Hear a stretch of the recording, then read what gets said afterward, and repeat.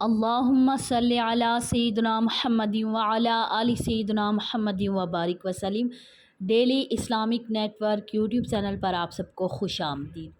انتہائی اہم مسئلہ، عشاء کی نماز میں کتنی رکعات پڑھنا ضروری ہیں۔ لوگ اکثر پریشان ہوتے ہیں یا نماز اس وجہ سے چھوڑ دیتے ہیں کہ اتنی لمبی ہے، 17 رکعات ہم پڑھیں گے مکمل تو ہماری نماز قابل قبول ہوگی، ورنہ نہیں ہوگی، ہم بیمار ہیں یا ہم سفر میں ہیں یا اس طرح تو ہماری نماز مکمل نہیں ہوگی۔ تو آج کی ویڈیو میں ڈیٹیل کے ساتھ انشاءاللہ تو نماز میں 4 رکعت، جو پہلی 4 رکعت ہیں وہ سنت غیر مؤکدہ ہیں جن کو آپ چھوڑ سکتے ہیں۔ اس کے بعد ہیں 4 فرض، 4 فرض ان کو آپ سب کو پتہ ہے کہ وہ کسی صورت میں نہیں چھوڑ سکتے۔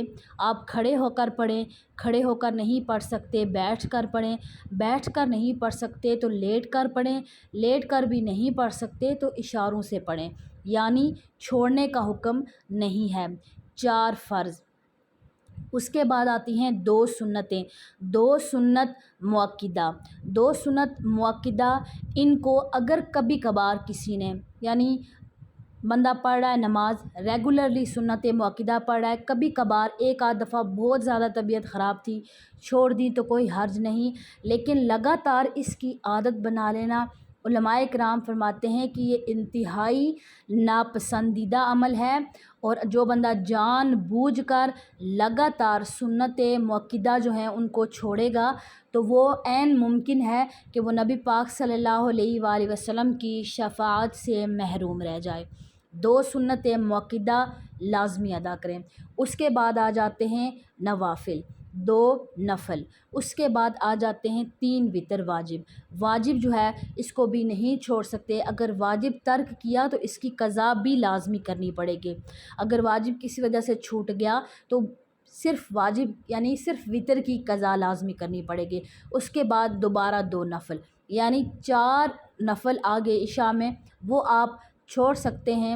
اور اس کے علاوہ یعنی جو نوافل ہیں ان کی بہت زیادہ فضیلت ہے، نماز کے ساتھ جو نوافل پڑھتے ہیں بہت زیادہ فضیلت ہے۔ جب آپ کا نامہ مال کا حساب کتاب ہوگا قیامت والے دن کہ ہم لوگ نہ جان بوجھ کر مستیوں میں سنتیں اور نفل چھوڑ دیتے ہیں، تو قیامت کے دن یہ جو ہمارے فرضوں میں کمی رہ گئی یا ہم نے فرض ادا نہیں کیے، کوئی کمی بیشی رہ گئی تو ان نوافل اور سنتوں کے ذریعے اس کمی کو پورا کیا جائے گا۔